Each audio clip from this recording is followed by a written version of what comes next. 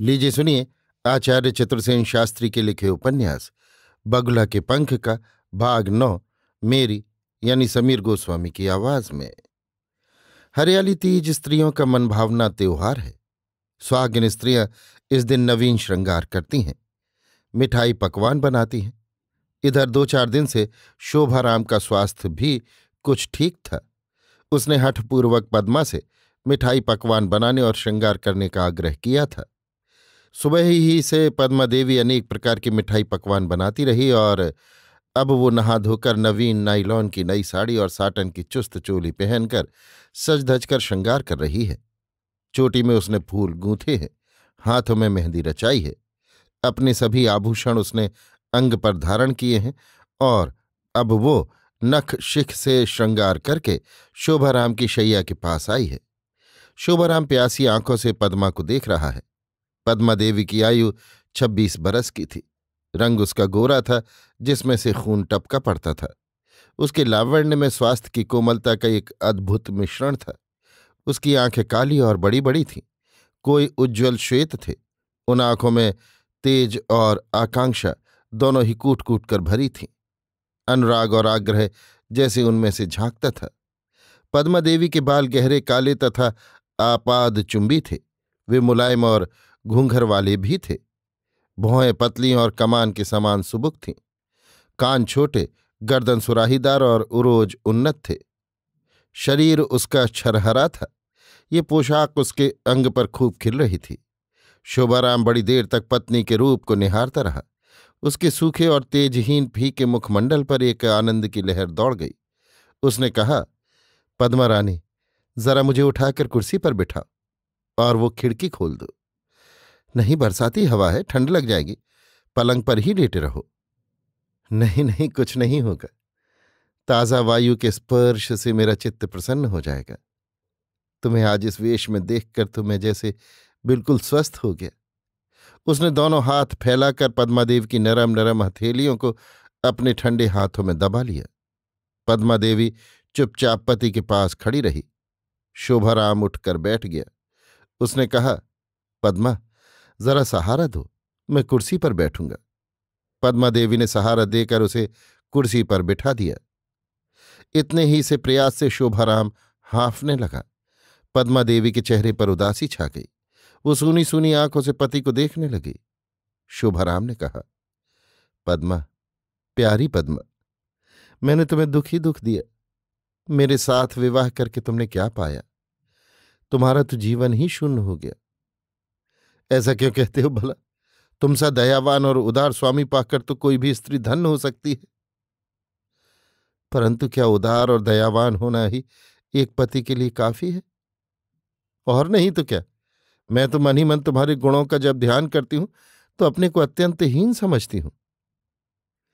लेकिन मैं सदा का रोगी आदमी, क्या मुझे उचित था कि तुम सी फूल सी कोमल कली को अपने दुर्भाग्य से बांधता? रोग शोक तो लगे ही रहते हैं, इससे क्या हुआ?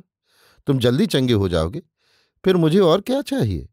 शोभाराम कुछ देर तक चुपचाप छत की ओर एकटक देखता रहा। फिर उसने एक ठंडी सांस खींचकर कहा, तुम्हारी भी कुछ अभिलाषाएं हैं पद्मा, वो क्या मैं समझता नहीं हूं? तुम तो मेरी सभी अभिलाषाओं की पूर्ति मेरे कहने से प्रथम ही कर देते हो। मेरे सुख के साधन तुमने सभी जुटा दिए हैं।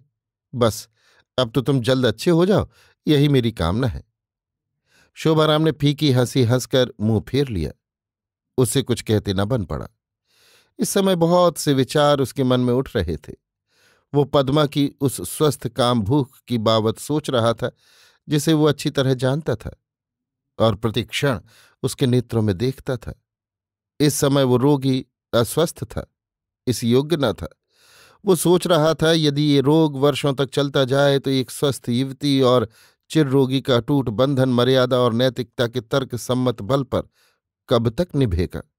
उसे कैसे न्याय संगत कहा जा सकता है? पर उसे ढीला भी कैसे छोड़ा जा सकता है? समाज का संगठन भी तो एक वस्तु है। वो इस समय सोच रहा था नारी और पत्नी की भिन्न रूपता की बात। नारी जो भूख से तड़प रही थी और पत्नी जो वेदना से सिसक रही थी, निराशा से मूर्छित सी हो रही थी। इस समय सुसज्जित पद्मा के शरीर में वो दोनों ही छाया मूर्तियों के अंतर्द्वंद्व का दर्शन कर रहा था। पद्मा ने और निकट आकर कहा, इस तरह चुपचाप क्या सोच रहे हो? शोभाराम ने उसका हाथ खींचकर अपनी छाती पर रख लिया और अपने पास बिठाकर कहा, तुम ही बताओ क्या सोच रहा हूं? मैं कैसे जान सकती हूं? खूब अच्छी तरह जानती हो। मेरी आत्मा की गहराई तक तुम्हारी पहुंच है। पद्मा ने जैसे सचमुच ही पति की अंतर्वेदना को पहचान लिया। उसने उसके वक्ष पर झुककर उसका चुंबन करते हुए कहा, व्यर्थ की बातें सोचकर क्या होगा? तुम जल्द अच्छे हो जाओ, फिर हम लोग कहीं स्वस्थ जलवायु वाले स्थान में चलकर रहेंगे। मेरी अपेक्षा ये पशु पक्षी कितने सौभाग्यशाली हैं पद्मा, जो अपनी प्रेयसी के साथ सभी प्रकार के सहवास का आनंद तृप्त होकर भोग करते हैं, लेकिन मैं न उसका एक कण ले न दे सकता हूं।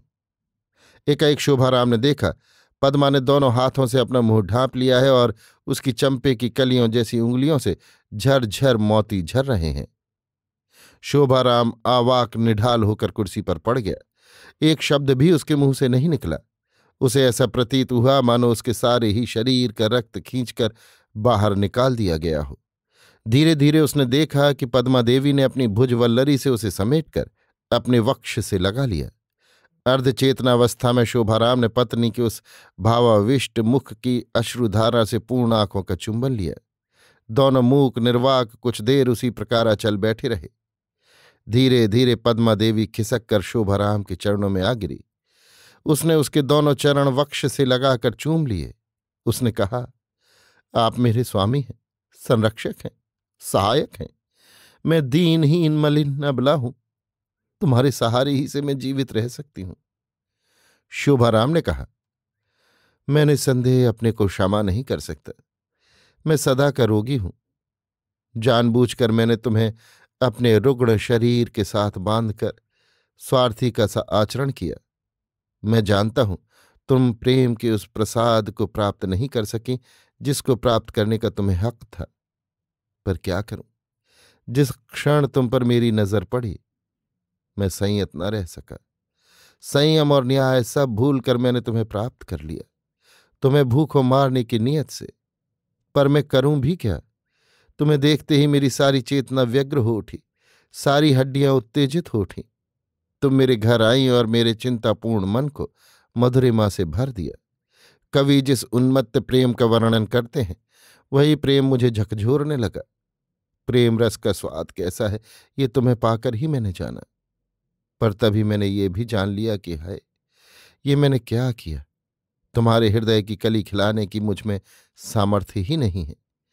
जब तुम्हारी मृदुल वाक्यावली मेरे कानों में संगीत की ध्वनि उत्पन्न करती थी तभी मेरे मन में एक टीस उठती थी कि अवश्य ये ध्वनि कहीं आर्तनाद भी करती होगी।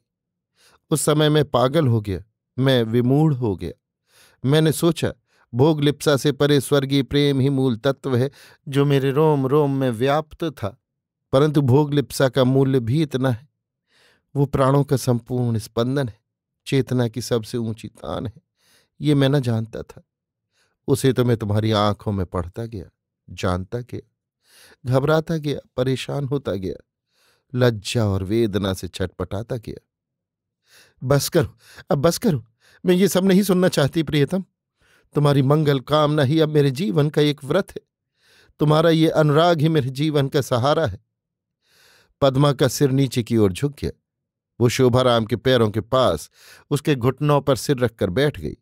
फिर उसने एकाएक ही, जैसे वध करते हुए पशु का स्वर होता है, उसी स्वर में कहा, प्रियतम मैं तुम्हारी हूं, केवल तुम्हारी, केवल तुम्हारी। उसने पति के वक्ष में सिर छिपा लिया।